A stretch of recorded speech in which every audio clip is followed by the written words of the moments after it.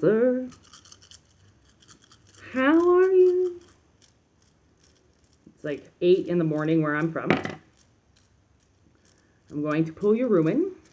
I feel very inspired to do a reading before I have to leave for the day. All right, so we got ruin number 9 and ruin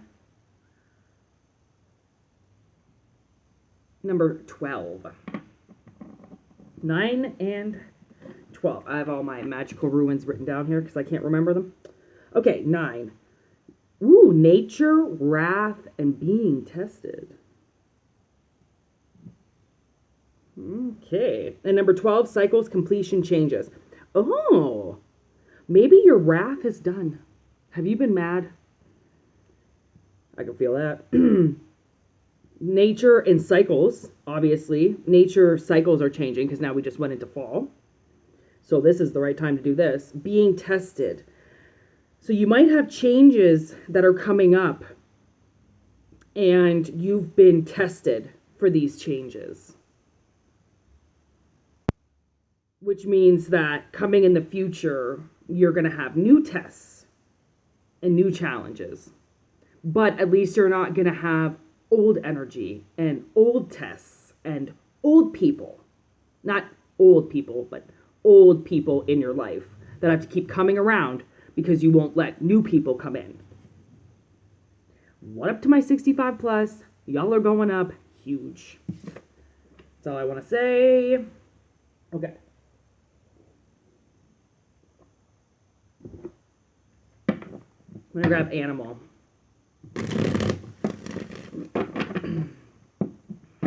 This is definitely the time for this reading. Just knowing that it's nature cycles changing. Oh, look at this. I can't get those in. 10 of Cups. I just heard versus temperance. Oh, geez. Oh, geez. I even cut. Look at the decks are like both sitting on either side. So I never know if a reading is going to come up where I'm like dealing with two people or if it's just going to be a one person kind of thing. This camel is watching this owl who's looking at me. Someone might be watching you. Because if you're looking at me, someone's looking at you. Oof. Sounds a little creepy. Should I pull the creep cards? Maybe I should.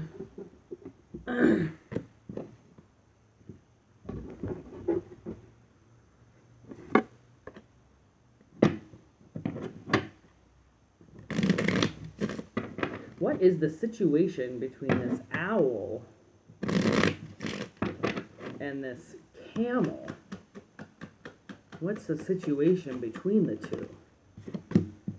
Ascending. Transcending obstacles, learning expansion, new phase, preparing for union. Y'all might be pairing to meet. You two might be preparing to meet.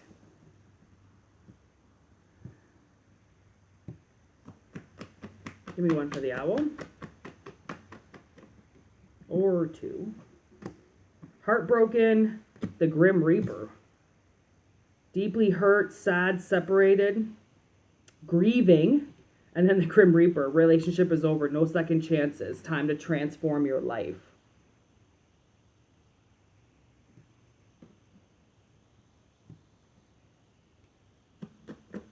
Okay, and something for the camel, please.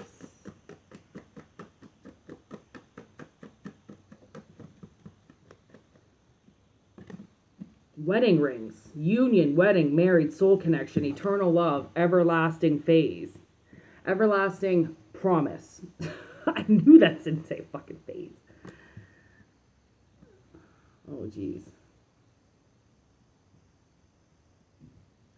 Oh, I see.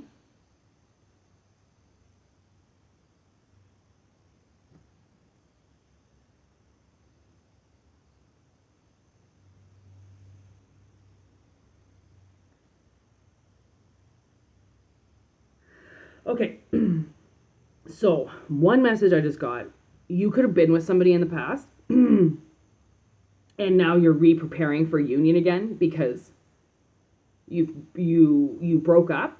You went through your tests, you went through the things you needed to go through, you completed. Sometimes we need to be alone to complete parts of our mission. And we can't complete parts of our mission when people are in our life because sometimes those people block us.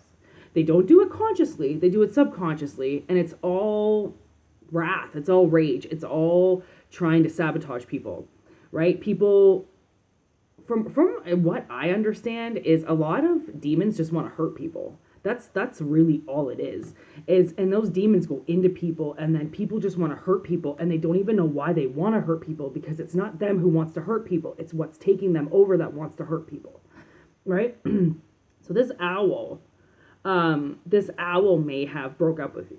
They were the one that said that the relationship was over, that they needed to transform their life, and they weren't going to give you a second chance.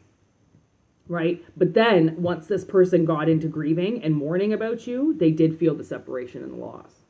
So they did feel deeply hurt for what they did, even though it probably took a lot to get them to do what they did, because it wasn't easy to leave you, even though you might feel like, well, they just left me, they just walked away. It took a lot for this person to do that. It's because they needed to change their life. And you know, how can we get mad at people who want to do better for themselves? Sometimes they do have to walk away, and that just means that the relationship is not ready, or that you two need time and you need to go off and do other things in your life, and then when it's ready to come back, it comes back. It's that fate. It's that stupid saying that, you know, what if it's yours, if something leaves you and it comes back, it's yours. If it never comes back to you, it never was yours. Right? Because why do we always want to own things? Why do we want to claim things? I mean, even with my nephew, which I call my nephew, he was my sister's dog. I was with him almost every day, all day. And I never treated him like a dog. I treated him like my best friend. Right? I treated him with the utmost respect. He helped change my life. He protected me. He wasn't a dog. I didn't own him. I wasn't superior over him. I was on the ground with him most of the time, and we were equal. I wasn't, you know, just because I'm a human and he's a dog, I don't have superioration over him. If he wanted to go out into the woods and kill something and eat it, he would. I don't gotta feed him what I do. You know, it's just, it's not about possession. Maybe you wanted to possess this person in a way that you thought they were an object and that you bought them. And this person that walked away from you was like, no, I'm not your possession. You don't own me, right? And then they have to go out and figure out why they feel those things and why they feel like they can't be owned by somebody. And then they have to find their own way. They have to find their own path. So then they have something to look forward to in their life. So then they become something in their life. It's not always, should it ever be really taken personally when somebody walks away from you. Sometimes it is your fault, but other times it actually doesn't have anything to do with you.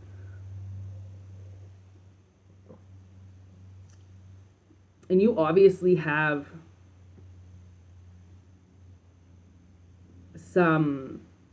somebody who's, maybe you're watching your ex and you want to get back together with him, or someone's watching you and they want to get back together with you. They are preparing, and I think the universe is preparing to bring you two together as well. Oh, I'm getting Blanco White in my head.